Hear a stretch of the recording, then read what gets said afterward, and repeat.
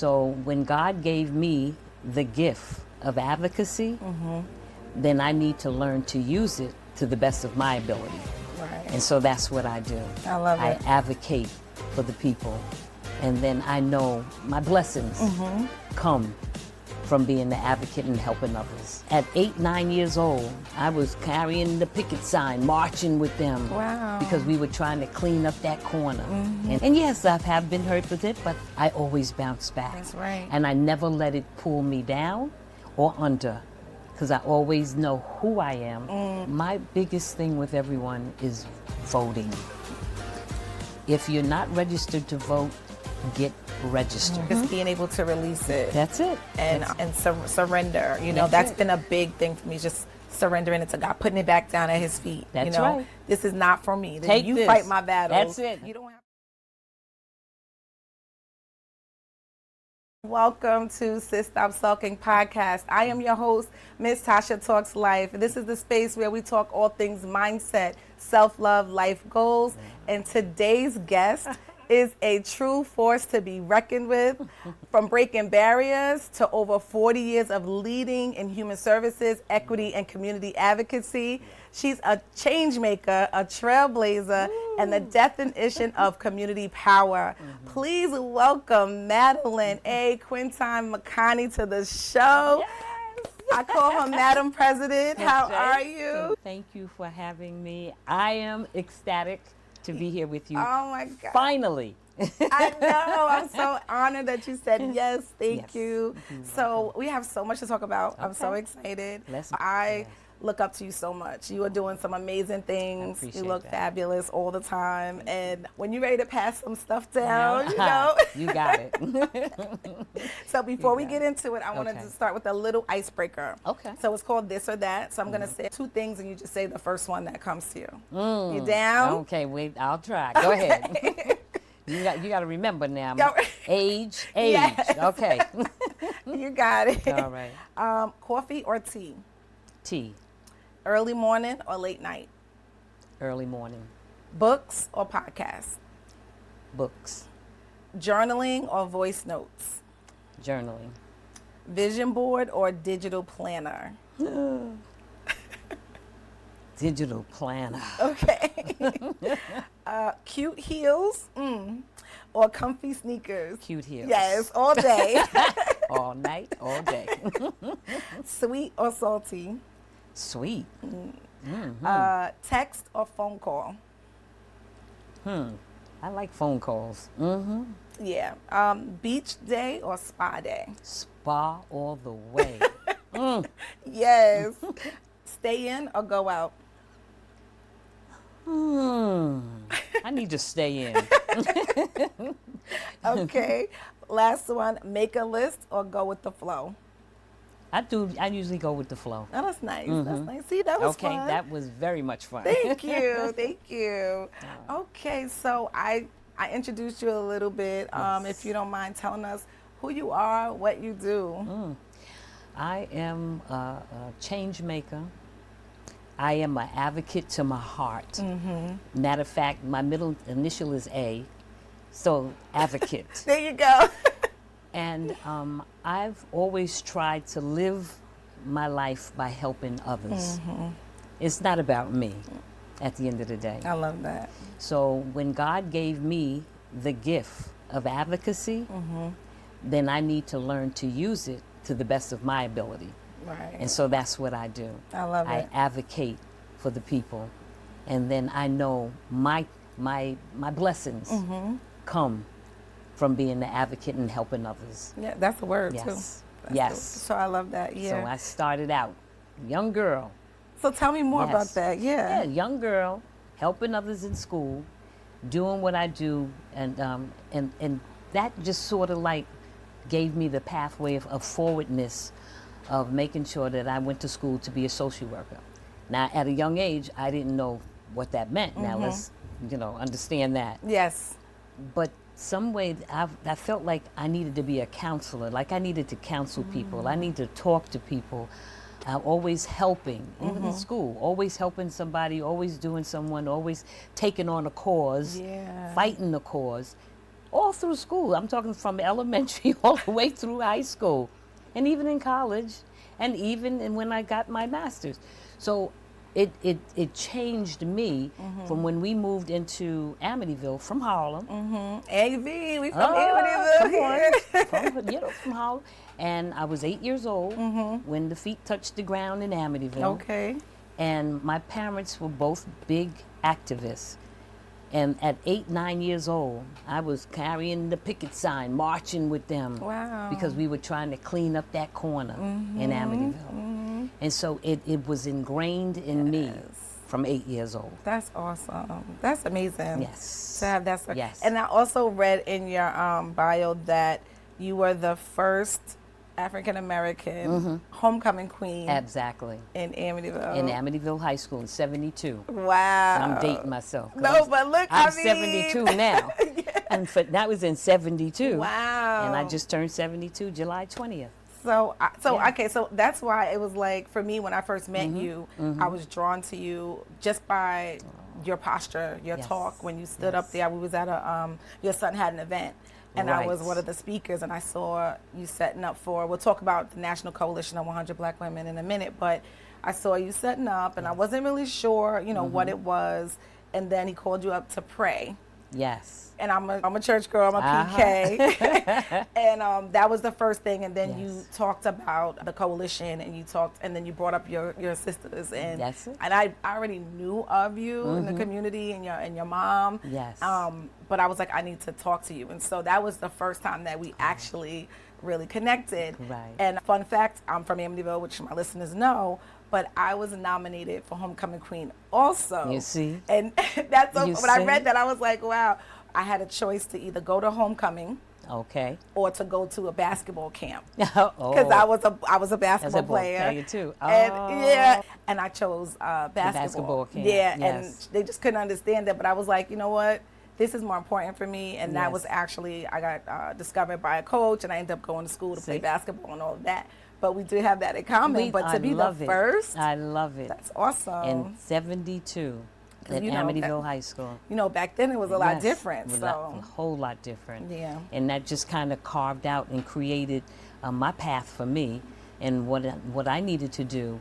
And that's why I got into the social work and in my undergrad. And then years and years later, I went back and got my master's in social work. And I seemed to have a good knack for talking with people, calming down situations. If anybody get into whatever. Yeah. And everybody always tell me you're too kind, you're too nice, and people hurt you when you're too nice. And yes, I have been hurt with it, but I always bounce back. That's right. And I never let it pull me down or under, because I always know who I am and whose I am. Yes, that's so I good. never forget that. That's and good. And that was what paved the way for me to getting into the advocacy, so to speak, and try to guide others into what they needed to do if they ask. Yeah. Yeah, you say if they ask, because you're not going to just. Yes, and I want to give them that all of that information, and I don't want to do information overload, but give them the information so that they can make the decision for themselves. Yeah. Because what's good for me may not good for them, but whatever information I give, I told them to take it to heart, pound on it, listen to it, grow from it, and just emulate who you want to be. Right. I love that, because they say that many are, many are chosen, but few are called. Yeah. And so I believe that the crown is heavy for those that are the chosen ones and the ones that are the light for other people. Right? Correct. And so starting way back then, you already was blazing a trail and then just paying it forward. And so I feel I resonate with that a little bit, because when I was younger, a lot of people came to me for things, or I was always the one defending the ones that were being bullied and things like that. I didn't know what it was then. I was always like, try this. If I learn something, I'm turnkeying it to my friends. And sometimes they're not ready for it or they don't want to receive it. I had to learn that with maturity. That's right. But growth. Yeah, exactly. Talking about the National Coalition of 100 Black Women, before I go into this question, can you tell us a little bit about what that is? Okay. And how did you get into that? Like I said, so the National Coalition of 100 Black Women started out in New York City, you know. Okay. So it was about Edna Beach, who was the force behind the vision. And her and 24 other women decided they wanted to put this together. So I always wanted to be a part of a Black women's organization. Yeah. But you know how the stigma, you know, we don't know how to get along and we can't hang out with each other, you know. And I said, you know what, we got to get away from that little myth because there are so many organizations out here now and they're doing well. And they're doing phenomenal things. And I just happened to meet Miss Miriam Couch, and she was the one who brought me in to the organization. And Miss Miriam told me that, she said, you know what, this is for you. And she said, you're going to go far in here. I did not realize or understood what she was talking about, but I just knew I wanted to be a part of that. Yes. Whatever it was that made me feel good to be a part of a Black woman's organization. And here we're all together and we're getting along. Yes. Oh my goodness.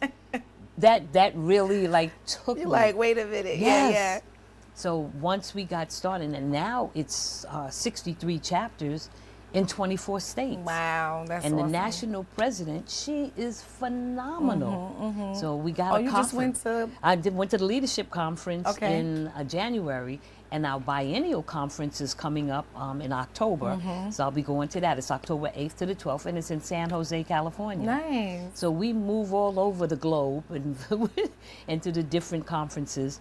And this is how you move up into leadership positions. Yeah. Right? Yeah.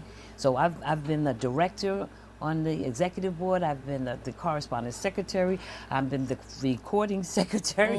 I've been the first VP, and now I'm the president of the organization. So my term is getting ready to come up. So I'm like, and what am I going to do with myself? Yeah. But it gave me great pleasure to know that I can lead and have all these women in our organization, and you know, and to be able to stand before them and help them become leaders in their own right, and show them how to push forward, then through all the nonsense, because we have to be on top of health, we have to be on economic empowerment, we have to be a part of the education, we have to be part of mentoring program, whether it's with our young people or with our homeless shelter women that we've been able to get a part of, and public policy, right? So whenever we go to these conferences, the national president and the national board talks about each one of those 5 game changers, I call them, or subjects, and they give us a piece of what legislation holds on each one of them, and they want us to delve into it, make it happen, make it work for your community. And that's how we advocate on behalf of Black women and young Black girls in our community at large. Yes. And it's important. It is, and I too was looking for community. Yes. And you know, there's social circles, and social is fun and good, right? But there was a tugging on me. There was something that I felt like I needed to be doing. I needed to be around. And so I believe it was divinely aligned that day. And since I've been in, I think I'm approaching two full years. That's right. And it's just been, I mean, the women that I've met, you know, the things that I've learned, and I tell my friends about it, and it's just like, this is needed. And to go back to, you're saying like the stigma that women don't support each other and women are catty. And I tell people all the time, that's not my experience. Right. Because when you are becoming something, that's right, you're going, like attracts like. That's right. And so if you're negative and you're catty, and that's what you're going to experience. That's but right. when you lead with love, that's it, and you be a light, that's right, and you know, that's what you're going to attract. That's so right. I'm grateful for you. I'm grateful for the founder. I'm telling you, Ben, I was able to snatch you. It's important, because we have to sit here and celebrate each other. Yes, we can't continue to knock us down, because we have to learn how to always get back up. Right. But the important thing is when we're pulling each other up, let's pull each other forward. Yes. Let's yes. pull each other and do the right thing, because it just makes no sense to continue to keep fighting among each other, and then we have so many professional women Yes. in the organization, Doing big doctors, things. lawyers, management, directors, all You name it. you name it, whatever the bankers, Yeah. whatever the occupation is, each one of our game changers have developed around each one of them, and we're doing some great things. The Suffolk County chapter definitely is a force to be reckoned with. Oh, yes, we are forced to be reckoned with. I will say that, I'll say that, and I'll keep saying it, and it's important that we continue to thrive on the forward moving motion. Yeah, for sure. Helping the community. I love it. Grabbing and bridging together. Yeah. Because there's too many open gaps, right? And when we give out those scholarships to these young girls, they're going to school, it's important. And when we're mentoring these young girls and they see us coming in and out all black and our pearls, no.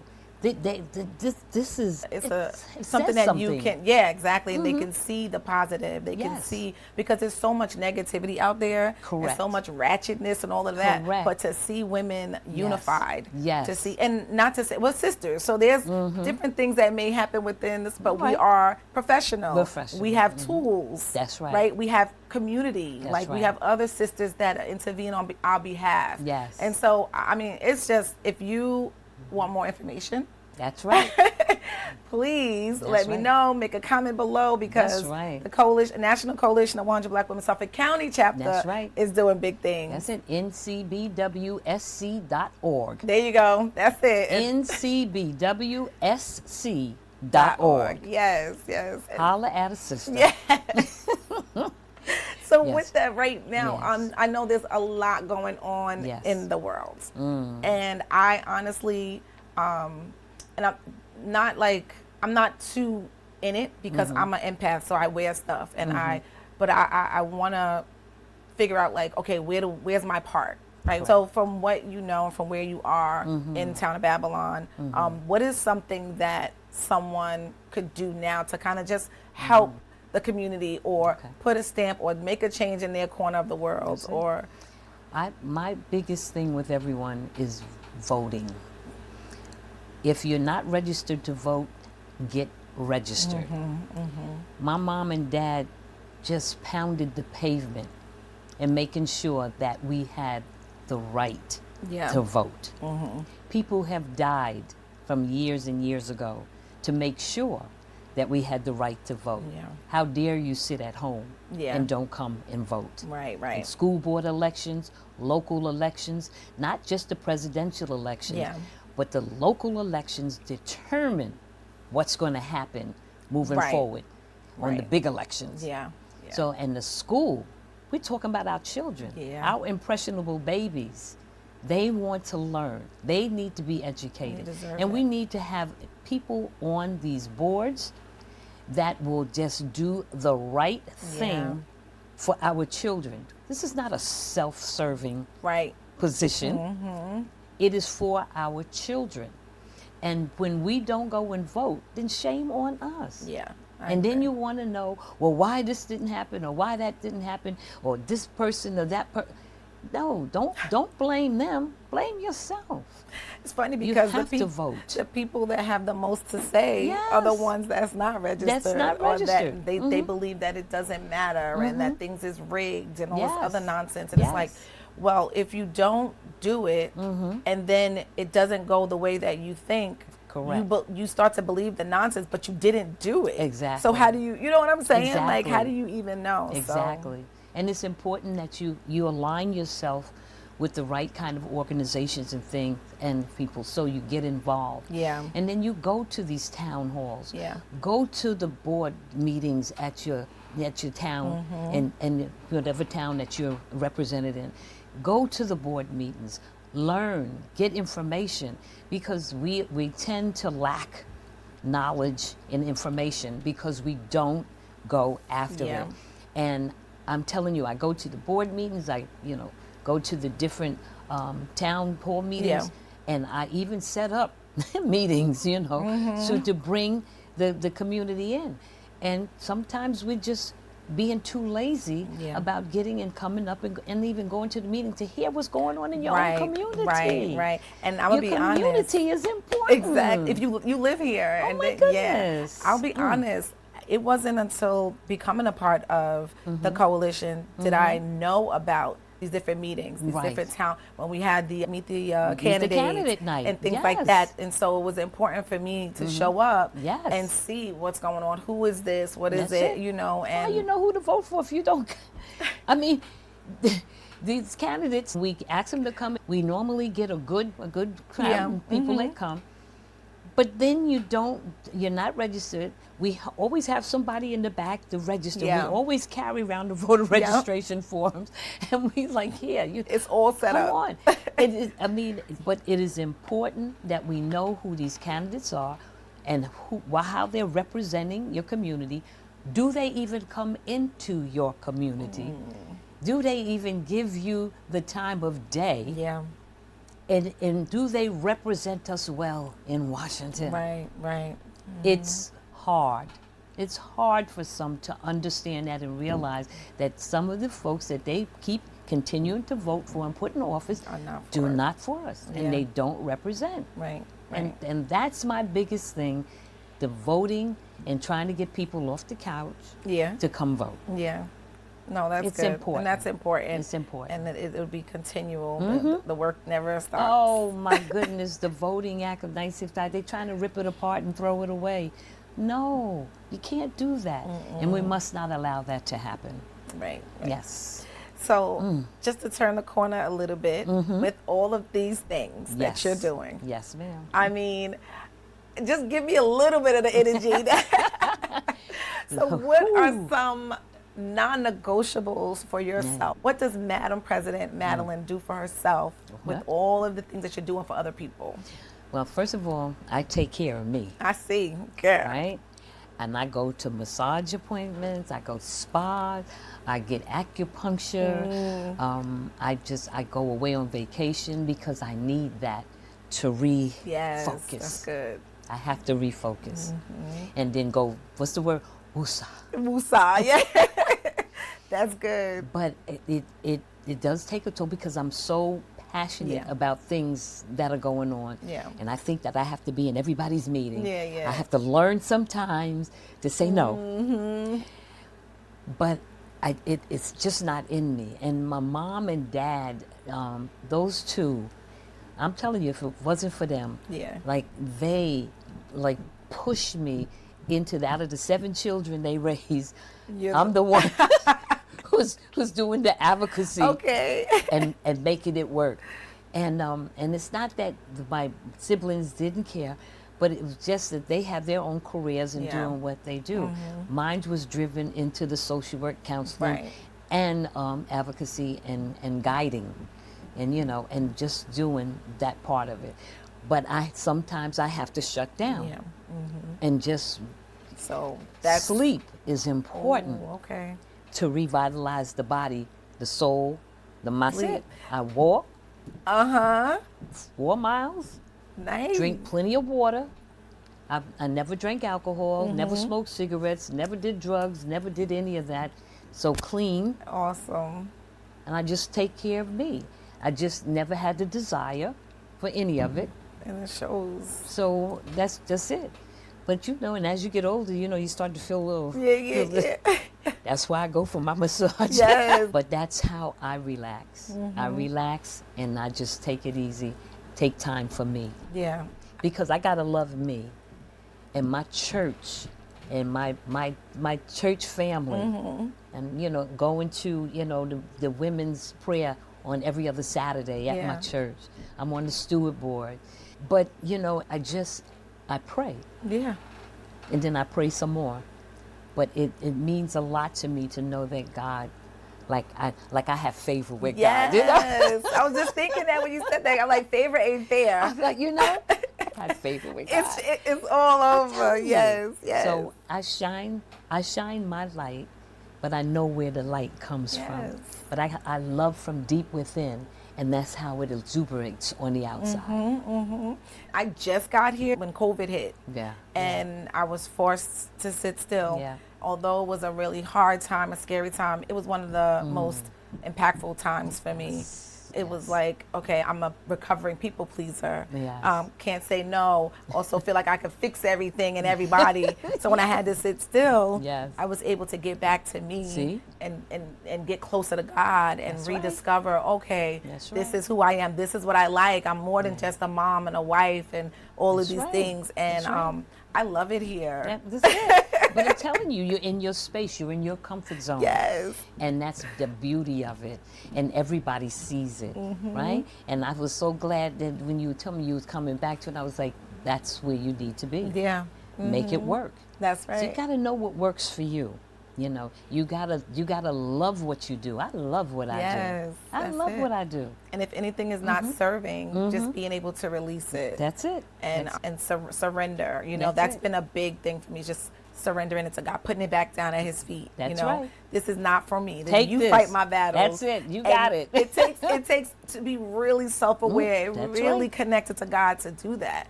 And so I'm grateful it. for the journey. I'm grateful Yes. for women like you that are showing the way and not keeping it to yourself No. and just open and No. letting people know like this is what it is. So I have to do that. Yeah. Listen, when my pastor, when going through that COVID thing, he was asking, you know, some of us to come in and do the prayer line. Okay. Right? And I kept saying, oh, I hope he asks me, you know, like I really wanted to do it. And then he started asking me, and then I was like, oh, shucks, I'm getting into this. And I would do the prayer line. And I felt, felt so good. And I just prayed before I went in. And I just said, God, just help me to whatever it is that you wanted me to say, to help me to just make sure that it reached somebody. Yes. Or touch somebody, and I love it. Yeah. So I love my God because he, you he's know, so good. he's so real. he is. And, He's so and he good. just gives me everything that I need so that I know that I can move forward with whatever it is that I'm moving forward to. Yes, Right? yes. And so I have to know him, and this is what all he wants us to do is just to know him. And I say that Chronicles 7:14 all the time. If my people would just humble themselves and pray, seek his face, That's and it. turn from the wicked ways, he will heal this land. Yes. That's all he wants us to do. Yes, that's Is just good. reach to him. That's it. And that's it. Yep. And just to add on to that is it's also when, you know, you have to have faith, you have to believe, but Yep. also remember the last time that he brought you through, That's right? it. It's like, remember, because we're going to go through it. Yes, Just we remember the did. last time And he I've brought been you through through. it. Oh, You know? oh, do I know that I've been through it? Yeah. And I always kept saying, it's going to get better. And I kept smiling. And people said, well, why are you always smiling? I said, well, why not? What's Same. wrong with smiling? Same. You know, it made me feel good, you know, and I made somebody else feel good. That part. Because they noticed. That part. That part. They noticed. Yep, yep. But It's like that- you don't have to that's look it. like what you're going through, Nope. and it's not faking. It's you Nope. literally have a relationship with God, and He's That's it. literally carrying you, literally And restoring I said, God you. got jokes, you know. Yeah. God got jokes. And I just be cracking up. I said, okay, Yes. you listen, I talk to him all the time. I'm Yes. like, okay, I got this. Yes, yes. And he said, I know you do. So do what you do. And don't let nobody try to cut you Yeah. and make it seem as if you're not worthy. Yes. As long as You're you remember worthy. who you are and whose you are, And like you whose said. you are. Yeah. Yeah. I You're love worthy. that. I love that. This is so good. We can talk forever. So there's one last thing that I always in the show with. Yes. It's what is one thing that you would tell your younger self if you had opportunity? If I tell my younger self, if I knew what I know now, my course might have changed just a bit, not much, because I always knew that I wanted to be on that path of helping Yes. others. But the mistakes Yeah. that I made going, some of those I wish I could have just taken back and just threw away. Yeah, Because yeah, sometimes yeah. when I think about those mistakes, I go, ugh. Yeah. You know, and other than Madeline, you know better. Right. But I would tell my younger self, come on now, this is your journey here. Stay on the path. Stay on the path. Yeah. Your journey is real, That's good. but it's for you, and you don't have to please nobody else but God. That's it. You don't have to trust nobody else but God. So the journey was real for me, and I was just my younger self. And I went through a lot. You ever thought about writing a book? Yes, I have. Okay. And I've started so many times. And my pastor always said, well, if you just sit down and just write it.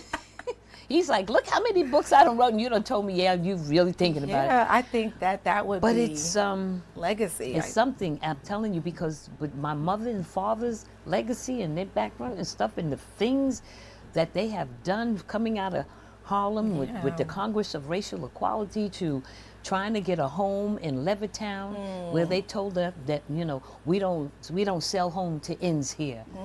I was 8 years old when they were sitting in the real estate office and the man told my parents that. Wow.